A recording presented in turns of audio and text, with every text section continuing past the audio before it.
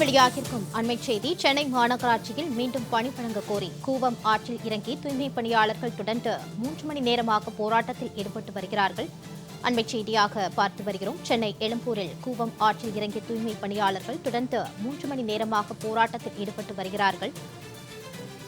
அவர்களை கைது செய்வதில் சிக்கல் ஏற்பட்டுள்ளதாகவும் காவல்துறையினர் தரப்பில் தெரிவிக்கப்பட்டது. சென்னை எழும்பூரில் கூவம் ஆற்றில் இறங்கிய தூய்மை பணியாளர்கள் தொடர்ந்து 3 மணி நேரத்திற்கும் மேலாக போராட்டத்தில் ஈடுபட்டு வருகிறார்கள்.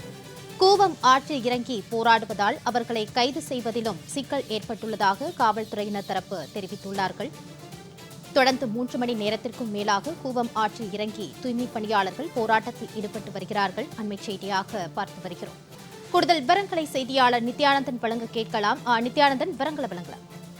தூய்மை பணியாளர்கள் 5 மாத காலமாக வேலை இல்லாமல் தவித்து வருகிறார்கள். சென்னை மாநகராட்சியில் ஒப்பந்த தூய்மை பணியாளர்கள் பணியாற்றிய இவர்களை திமுக அரசு பணி நீக்கம் செய்துவிட்டது. அதன் பிறகாக இவர்கள் வேலை இல்லாமல் தொடர்ந்து தவித்து வருவதன் காரணமாக சென்னை எழும்பூருக்கு அருகே இருக்கக்கூடிய கூவம் ஆற்றில் இறங்கி சுமார் 3 மணி நேரமாக போராட்டத்தில் ஈடுபட்ட தூய்மை பணியாளர்களை பேச்சுவார்த்தை நடத்தி அவர்களை கைது செய்ய முடியாமல் காவல்துறையினர் திணறி வந்தனர். இந்த நிலையில் சுமார் ஒரு 7க்கும் மேற்பட்டவர்கள் ஆழமாக இருக்கக்கூடிய அந்த கூவம் ஆற்று பகுதிக்கு சென்று விட்டனர்.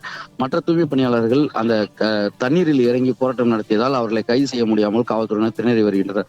3 மணி நேரமாக நீடித்த இந்த போராட்டம் என்பது தொடர்ச்சியாக தூய்மை பணியாளர்கள் எங்கு போராட்டம் நடத்தினாலும் அடுத்த 2 நிமிடத்தில் கைது செய்யக்கூடிய காவல்துறையினர் கூவம் ஆற்றில் இறங்கி போராட்டம் நடத்தியதால் என்ன செய்வது என்று தெரியாமல் திக்கற்று நின்ற ஒரு நிலைக்கு தள்ளப்பட்டனர்.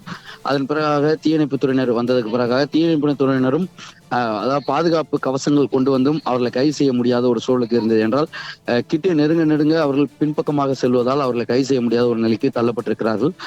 கூடுதலாக கூற வேண்டும் என்றால் தூய்மை பணியாளர்கள் கேட்பது 2 விவகாரங்களை கேட்கிறார்கள். ஒன்று, தமிழ்நாடு முதலமைச்சர் பேச்சுவார்த்தை நடத்த வேண்டும். மற்றொன்று, ஒப்பந்த தூய்மை பணியை முதலில் வழங்க வேண்டும். மூன்றாவதாக திமுகவுடைய தேர்தல் வாக்குறுதி இருக்கிறது. திமுக வந்தால் இங்கு தமிழ்நாடு பசுமையாக மாறிவிடும், அதன் பிறகாக பணி நிரந்தரம் செய்து விடுவோம் என்று திமுகவுடைய தேர்தல் வாக்குறுதி கொடுத்தனர்.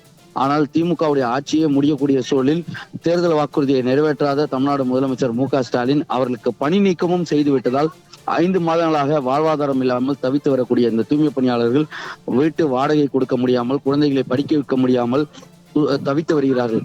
மற்ற அரசு ஊழியர்களிடம் பேச்சுவார்த்தை நடத்தக்கூடிய இந்த திமுக அரசு எங்களிடம் ஏன் பேச்சுவார்த்தை நடத்த தாமதிக்கிறது, என்ன தயக்கம் இருக்கிறது? அதே நேரத்தில் பல பெண்கள் கணவர் இல்லாத கைம்பெண்களாக இருக்கிறார்கள்.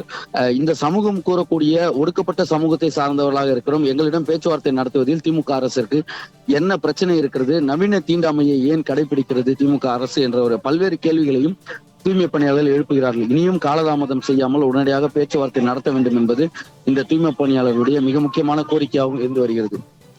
நித்யானந்தன், தொடர்பாக கூடுதல் விவரங்களோடு இணைந்தமைக்கு நன்றி.